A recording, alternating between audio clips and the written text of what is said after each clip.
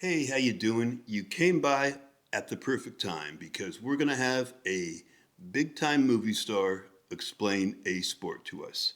It's true. I'm in Los Angeles and I can't even remember the last time a movie star explained a sport to me. It's probably been years. But Russell Crowe is going to explain the rules of Rugby League to us in a video titled Russell Crowe Explains the Rules and Laws of Rugby League by the video channel NRL National Rugby League. I did an earlier video about rugby, and many of the comments suggested I take a look at this. They suggested that I let Russell Crowe explain the game to me, and that seems logical because I believe he is a owner or part owner of a rugby league team in Australia. So I got a lot of comments requesting this video, requesting I take a look at it. I also got a lot of comments saying things like rugby is not union, rugby league is not rugby, union is rugby, union is not league, rugby is rugby, things like that, which I do understand the importance of those things to fans and getting things correct, but I'm just starting out here. I don't even know how you score really, so I'm just learning. But that being said, if you like the video, you can subscribe or comment.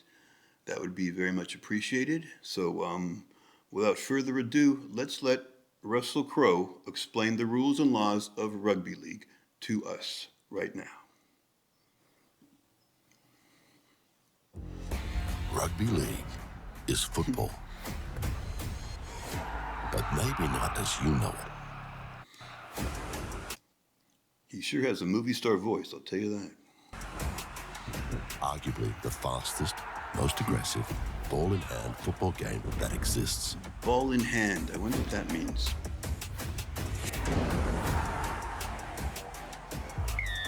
We're underway. Rugby league is played on a rectangular field of 100 metres in length, with an oval-shaped ball It's a big that is field. slightly thicker through the middle.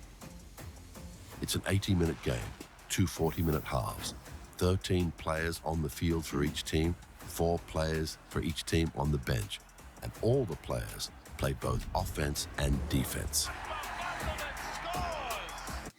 That's really cool, I'll tell you, that is great. I mean, American football, offense goes out, defense comes in, all that sort of specialization, and that's fine for what it is, but the fact that this is played by guys who stay on the field at all times, do everything, that's a very cool thing. Every player is required to tackle, to pass, and in a given situation, maybe even to kick. No helmets, no pads, no timeouts, no blocking, no forward passes. Wow. The objective of the game is to cross the opposition goal line to score a try, similar to a touchdown.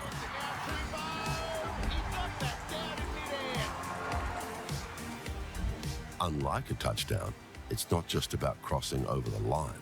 You actually have to be able to control the ball and put it on the ground with downward pressure.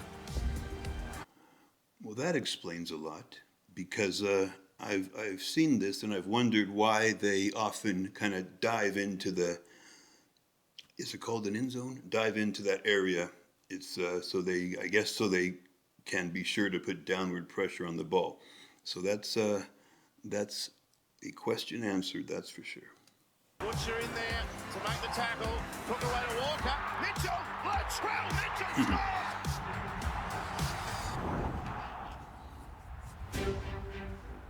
A try is worth 4 points. Unlike in NFL, the conversion is not just taken from in front of the posts. It is taken from a point perpendicular to where the ball was grounded. A conversion. Wow, that changes things a lot.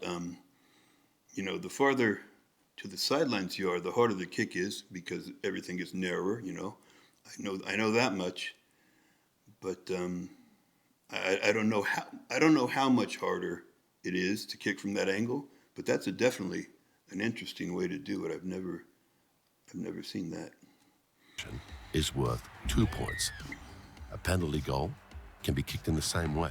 That is also worth 2 points. There is another way of scoring, which is a drop goal. You drop the ball on the ground first before you kick it.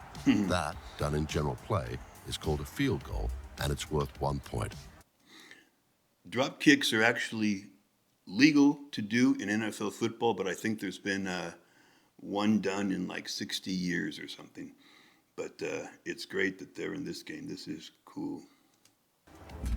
Beyond 40 meters from the end zone, that same drop goal is worth 2 points. That's a long kick. Field goal, they call it. That's cool. That's interesting. I didn't know that. Just like in NFL, there are periods of defined offense and defense. Because of the speed of the game, it's all about strategy on the fly.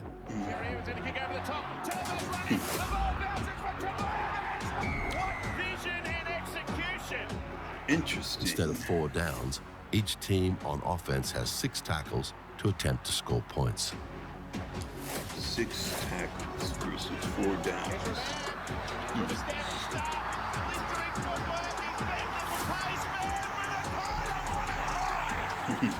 Though an integral part of NFL, the forward pass in Rugby League is outlawed. Passes can be backwards or lateral. If an attacking player fumbles the ball forwards, it is called a knock-on, and that will stop the game and possession will change. One of the main objectives of Rugby League is to keep the action going.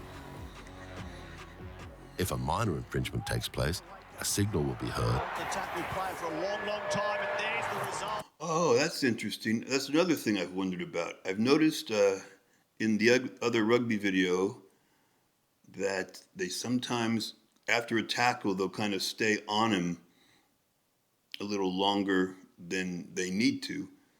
And I'm guessing that's because they want to stop. They want to, temporarily stop the continuity of the offense. I would guess. I would think that's what it is. Now I know. At least I think I know. The tackle count starts again. When you're on defense, you stop the opposition by tackling the player that's holding the ball. Tackling players or blocking players who are not holding the ball is illegal in this game. Definitely late. It is. It's 10 in the bed.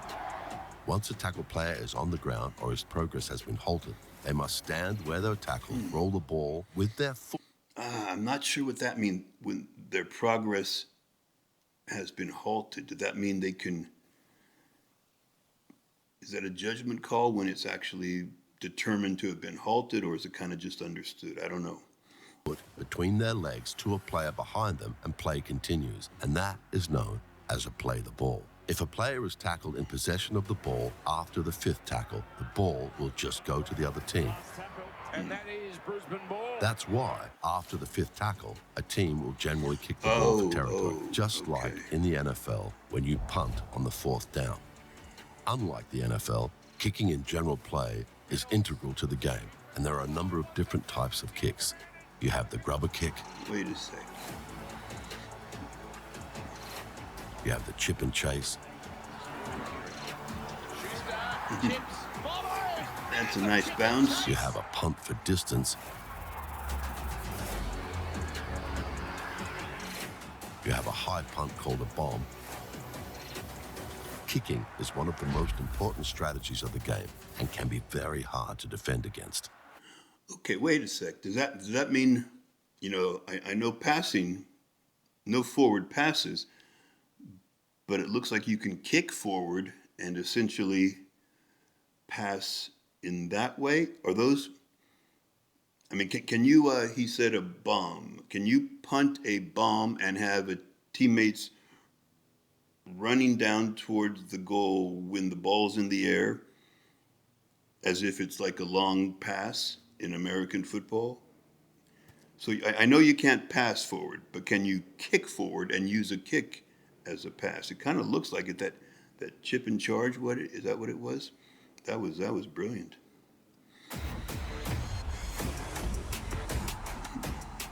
For the first time, NRL, National Rugby League, is being unleashed in the entertainment capital of the world, Las Vegas. March the 2nd at Allegiant Stadium. Whoa. Huh. I didn't know that. March of just this year, 2025? I wonder how that went over. It seems like it'd be a great game to see in person. I wonder how that went in Las Vegas. Anyway, that was very cool. You know, movie stars, you know, they know what they're doing. They will deliver. And I learned more from that than I've learned from a lot of things in my life. I'll tell you that. So thanks to Russell Crowe. I hope you enjoyed it. If you did, you can subscribe because I'll be looking more at Rugby League and Rugby Union, or just rugby, they say. Don't even have to call it rugby, or don't have to call it union. Just call it rugby. Anyway, I'm trying to remember the comments I got. But I do know quite a bit more now, and I hope you do as well, and I'll talk to you later.